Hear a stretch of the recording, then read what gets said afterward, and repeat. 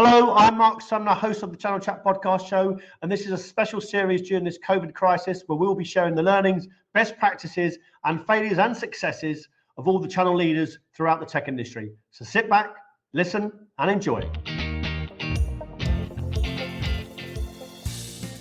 Okay, so today I'm in the studio with James Murphy, who is the VP of Sales or Global Sales for Devtech. How are we doing, James? Doing well, Mark. How are you? Yeah, really good, really good. My first question, James, is obviously as a technology company, I'm guessing you've adapted better than most in this market to the home working. But what are the challenges you faced as a business globally and from your own staff? Yeah, so being that we are technology first and cloud first as our business, we've had remote capability and work from home, pretty much since the onset of the company. Some of the challenges that we faced going through this is really kind of helping our customers make some of those transitions. Our products, what we offer is essentially third-party application development and cloud development. So our biggest challenge has been how do we help our customers who are typically all on premise and not necessarily having that work from home setup. How do we help them transition through this? How do we help them when it comes to still providing their development teams with the right resources, all of those kind of things. So really from a business standpoint, not much has affected us. And the biggest challenges come from helping our customers kind of succeed in this new world. And what's been the demand like for your services and products and services? Has it been steady? Has it increased or decreased, or what's it been like? Well, since we offer third-party developers, and budgets across the board are being frozen right now, it's kind of put some of our customers in like a holding pattern, or prospects in a holding pattern. But we have our customers who are actually doubling down right now. So they're saying, okay, we're going to use this time to increase the teams that we have through Devtech. We're going to use this time to really kind of focus in on some different integrations that we've had on our roadmap that we haven't been able to accomplish because budgeting or whatever reason. But now we have travel budget is no longer being utilized. So we're going to take some of that travel budget and we'll apply that to software integration, or we're going to take some of these on-site internal hires that we're not doing right now. We're going to apply some of that budget towards dedicated team members through Devtech. So we have our existing customers are doubling down because they know the value that we provide. For prospects, it's slowed down a little bit, but I think using some of these stories and some of these kind of compelling situations right now are going to help us to kind of speed up through this. Yeah, because obviously collaboration tools have been vital in this time now. Most people are using video, etc. And obviously you being a VP of global sales, you do a lot of traveling. Maybe you're not doing as much traveling now, you're at home. Right. So has your sales behavior changed in terms of actually getting through to prospects? Have you done different tactics? Yes, so I think like everybody right now, we're trying everything, right? So we're saying, okay, we're going back to calling, cold calling. We're sending different types of emails. We're trying to be, one thing that we did is we cadence that we had, any automated email cadence, and tried to make every email reach out more personalized, because nobody wants to get just an automated email coming their way right now. Nobody's got time for that, right? Everybody's trying to figure out how do I conduct my business in this new world. So with that in mind, we've paused some of those automated email cadences and gone to more personalized routes. So it's slowed down some of the reach out that we have. But overall, I think we're still doing things the same. I don't go meet with customers face to face on site and check out their current development operation and that kind of stuff now. But that'll come back, and without doing that, it actually hasn't put a wrench in our sales process too much. So. Okay, great. And James, have you seen any challenges around sort of inductions or training or management of your own staff? Have you had any challenges around that now doing it remotely? Well, so since we were pretty much remote before, most of my team No, we've been managing the team remotely for a long time now, so we haven't had a huge challenge around that. Some things that we would do typically as a team together on the sales side, not that much. So, but our development side and delivery teams, they were mainly working in the office and working together. So they've had some challenges and adjustments, but they're working through that. I think like everybody is with virtual meetings and Zooms and having lunch with coworkers still, but doing it with social distancing. Sitting down and eating in front of a camera with someone else on the other side. I mean, it's a whole new way of life and a adjustment that everybody's making. But for the most part, I think we've been okay. We've been able to kind of manage and push through it. Obviously, this has been a global crisis, isn't it? And it has affected everyone, and businesses have been challenged with it, have challenged with either remote working or going out of business, etc. But as a business, have you seen any opportunities in this COVID crisis for you as a business? Yeah, I think there's a lot of opportunity here now, especially as people are freeing up budgets that were allocated towards other things like travel or internal expansions. Businesses are still developing new products. They need to meet the feature demands of the customers now, probably more than ever, right? The pace of innovation is speeding up drastically, and that's what our business does. Is we help businesses accelerate innovation. We help them accelerate product and technology roadmaps and integrate their software into different marketplaces and ecosystems. So for us, some things have stalled out, some things we had in the pipeline, but again, for our existing customers and a lot of technology first companies, we are accelerating through this with them, and it's having a positive impact on our business. Okay. And hopefully post COVID, when we get out of this, right. Would you see your role, obviously being global sales VP, you're obviously traveling around a lot. Do you see your role being slightly adapted, i.e. you won't be traveling as much, or do you think you'll go back to normal and carry on as was before? I think I probably won't travel as much as I was traveling before. I mean, we've been now 5 weeks, I think, into this whole restricted travel. And again, we've been able to operate business and move forward. I do miss, going and sitting down, having a meal with customers and talking about, the challenges that they have, visiting different people in their offices. That face-to-face, I don't think will ever go away. Yeah. People need human interaction, and doing everything over a video, while it's convenient, it's not, at least for our business, I don't see that as being the future. So I think it'll slow down. I won't travel as much, but I still will be traveling quite a lot. Okay. And from a talent point of view, getting employees for your business, how have you managed to sort of maintain their well-being in this crisis, and also attracting people to you? Have you continued to sort of look for people and attract people to your business? Yeah. So two things. I'll answer the first one. For their existing team and checking out their well-being, I am in contact with my team all day, every day. Brilliant. So I have one-on-ones with every person on my week, and we do video one-on-ones.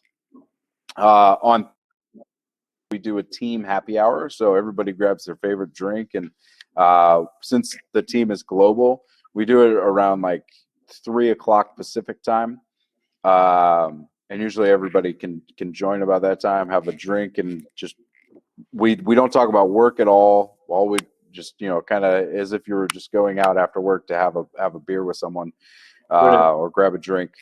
Want to continue that same thing, give people that same option, so we do that as a team. It's a really good chance for people to decompress and just relax for a little bit. Yeah.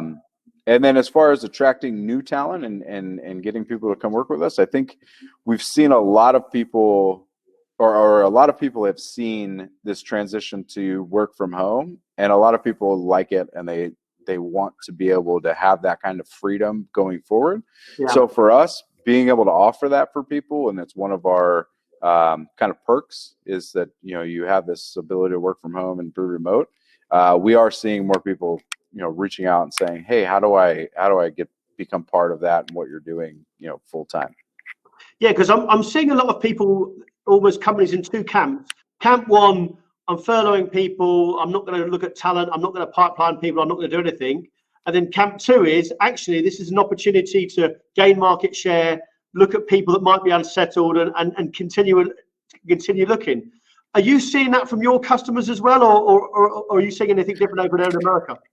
I am seeing the same thing. There's one of two places. Either we're holding on to everything and we're retracting, or we are leaning into this whole crisis, right? And I think the companies that are leaning in right now are the ones that are going to come out post-COVID with a trajectory that will be unstoppable for their competitors to keep up with. So, I mean, I'm telling our customers, like, look, if you're going to be anything like we are, or like we've seen other customers, lean into this whole thing, right? Like anything that you were doing before, double down on it now. There's fear in the market, but when there's fear in the market, that's an opportunity for you to be bold and go after your goals and really kind of stop competing and start dominating. Yeah, and you've touched on sort of like getting feedback from your clients. What other challenges are you seeing apart from working from home? Are you seeing any other challenges in the market from your customers? So our customers are seeing people like not making payments on invoices, holding cash reserves back, right? And even if they did have an agreement in place, now you get people who are like, oh, well, we're holding off on paying all vendors. So this has happened with a few of our customers, but all of our customers seem to be experiencing this with their customers. And it's typically their bigger... Oh, that's okay. Work from home. Yeah. So they're typically seeing this from their existing... Oh, apparently there's somebody at my door. They're seeing this from their existing larger customers. So the more of the SMBs are still making payments and following through, but some of the larger businesses that maybe have a little bit too much overhead, are really kind of say, okay, now we were maybe over leveraged before. Now they're trying to pull back there. And are you expecting? Obviously, I know you're not a prophet or anything, but are you expecting? Dog again. Are you expecting your customers' behaviours to sort of change in the next sort of 4 to 6 weeks? I am expecting over the next 4 to 6 weeks that we will see an easing from a lot of customers. And the ones that are in this kind of like retraction will start to release some of that and we'll start to get back to business as usual. Mm-hmm. But I don't see it going fully back to where it was for another 4 to 6 months. Really? Before people are really saying, okay, I'm gonna kind of pour into my business again, and I'm gonna start to spend money again and become more liberal with budgets. Sorry about that. That's okay. Become more liberal with our spending and our expansion. Just because I think the fear that's around what happened and how quickly it happened and how unprepared people were, I think by the time it lets off, people are going to be worried about the next virus that comes. And is this going to happen yearly from now on? And what does that mean for their business? In your opinion, again, I'm not asking you to be a prophet or anything, but in your opinion, do you think we'll ever go back to completely? I know your companies, you were working remotely anyway, but do you think businesses will go back to completely office-based and they won't have agile IT, or do you think it'll be a bit of a hybrid now? Most forward-thinking companies will be a hybrid, but I think ones that are stuck will, and the ones that have been so resistant to this change won't make a change. I think people have short memories and they remember how they feel right now, and I think after a certain amount of time, that feeling of how they feel right now will wear off, And once that wears off, they'll start pulling everyone back into the office and saying, you know what, I got to get better control of this. And I need people here. I need to be able to see what they're doing. I don't think that this will become the new norm of working. Well, I wish that it would. I think more progressive companies will be making those changes, but for the most part, I think most companies will go back to status quo relatively quickly. And James, obviously your company's been used to working remotely. You're managing your staff remotely, so you'd be a great person to ask this. How is the best way to effectively manage people remotely and not be worried about they're sitting at home doing nothing or just mowing the garden or whatever? What's the sort of tips you can give the listeners to sort of say this is how the best way to get out of managing these staff? Yeah, sure. So I think at the end of the day, results are what matters. That's what we're all looking for, right? I'm not looking for people to be doing busy work. I'm looking for results.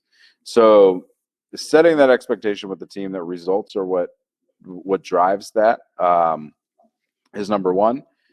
Actually, probably number two. Number one is trust, right? You got to hire people you trust. If you don't trust the people that you're hiring in order to do the job you hire them to do and bring the results, then you're hiring the wrong people and you need to maybe reevaluate your hiring process. So number one would be trust. Number two is knowing that results matter more than activities, right? And that if the results are there, the activities you can kind of just manage along with those. However, third piece of that, if the results aren't there, activities matter. So that's when you say, okay, if here are the activities, here's a roadmap to what success looks like. Be clear and transparent with that. Let people know what the expectation that you expect to come from that is. And then if that expectation isn't there, then that's when you're following up with, okay, what are you doing? What are the activities that are happening? Where are we missing the mark? But I think people that have a hard time with it focus on the activities first over the results. And at the end of the day, the results matter way more than the activities, because who cares how you get there as long as you get there and you pass what you were looking for. Yeah, absolutely. You mentioned earlier, James, that in this crisis that people would look at your company and think that you're a remote working company, you're obviously at the forefront of technology, they'd approach you. Has your attraction strategy for staff changed at all, or is it just naturally people coming to you? No, I don't think we've made any changes on our attraction strategy as of yet. So we're a growing business and we are anticipating hyper growth over the next 3 to 5 years. And with that comes the need for us to be pushing into finding the right people and identifying talent. So our strategy prior to COVID was kind of an all-out blitz of let's find the right people, find the right profiles, market our culture and our opportunities, and let people come to us. But at the same time, we're going after people we want. So that hasn't changed for us at all. Brilliant. Okay, James, thanks. That's fantastic.